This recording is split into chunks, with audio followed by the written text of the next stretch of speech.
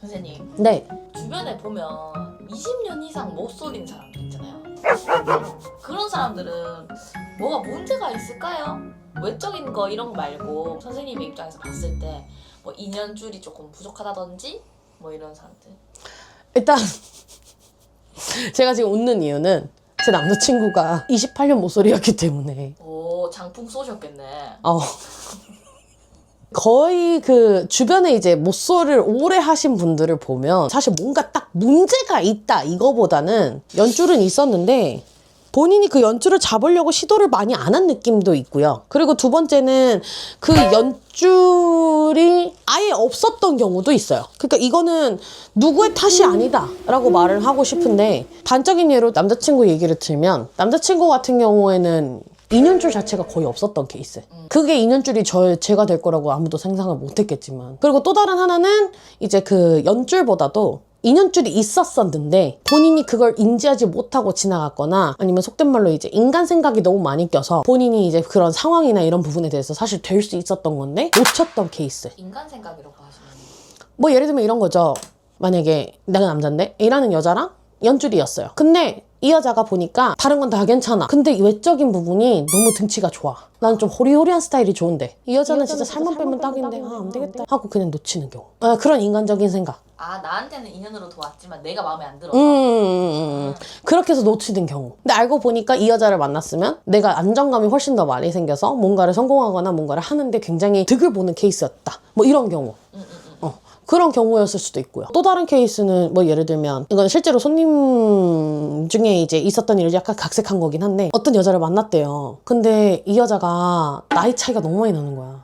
근데 다 마음에 들어. 근데 집에서 반대. 그럼 어떻게 하시겠어요? 나이 차이가 한 30살 나요? 아니요.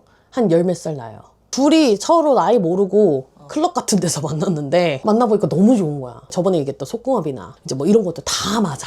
근데 나이 차이가 마음에 걸려.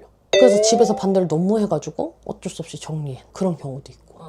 그러니까 이게 진짜 인간적인 부분 때문에 2년줄을 놓쳐서 그 시기를 놓쳐가지고 한참 뒤로 쭉쭉쭉쭉 밀리는 경우도 있어요.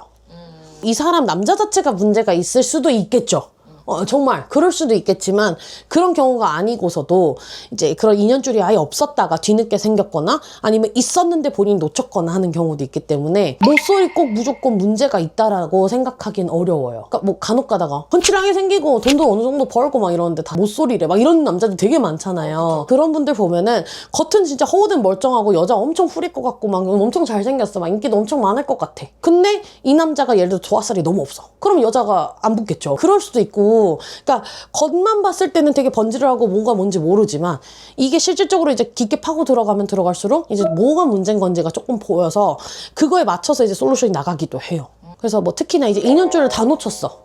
좀 홍기가 이미 다 지나가셔서 50대 왜 이런 분들이 오시는 경우 가끔 있거든요. 그분은 미혼인데 이제 만나시는 분이 돌싱이거나 이런 경우도 있어요.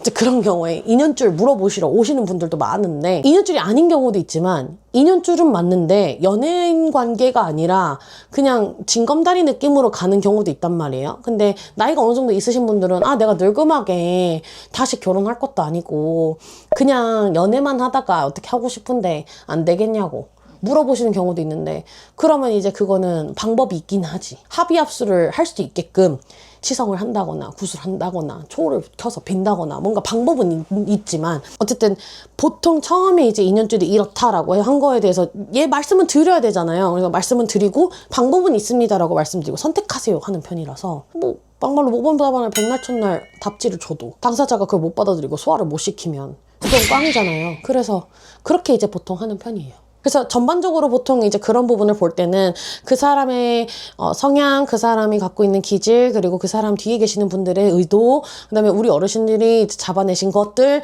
전반적으로 이제 좀 다 그렇게 보는 편이에요. 그래서 모쏠이라고 해서 무조건 문제가 있지는 않다. 다양한 경우가 있을 수 있고 막말로 저희는 우스갯소리로 그 얘기 하거든요. 너가 나를 만나려고 모쏠이었나 봐. 그냥 이런 얘기를 해요. 진짜 그럴 수도 있거든요. 그러니까 이게 장난이 아니라 그냥 진짜 그런 인연줄이어서 나를 만나려고 네가 모쏠이었나 보다. 그래서 나를 이만큼 이해해주고 나를 이만큼 보듬어주는구나. 근데 진짜 그럴 수도 있기 때문에 이 남자 못소리라 별로야 라고 여자분들 생각하지 마시고, 남자분들 또한 이 여자 못소리라서 너무 눈치가 없네, 뭐가 어떻네 저떻네 하지 마시고, 오히려 닳고 다른 대로 다른 사람들은, 저번에도 얘기했지만 이제 많이 남자를 겪은 여자를 겪은 그런 분들은 그렇게 좀 열리실 수도 있고 또 타실 수도 있고 이런 부분들도 있기 때문에 오히려 목소리도 깨끗할 수도 있다.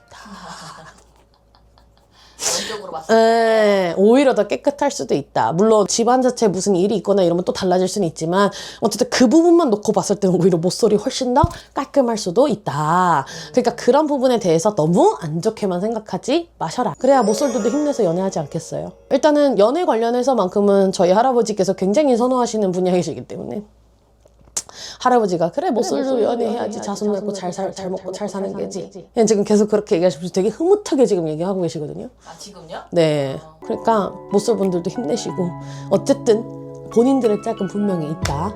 여태까지 없었다고 해서 앞으로도 영원히 없을 거라는 그 막연한 불안감은 내려놓으셔도 좋다. 그리고 모쏠이라고 해서 무조건 다 문제가 있는 것은 아니니 너무 색안경 끼고 보지 마셔라 정도로 정리할 수 있을 것 같아요.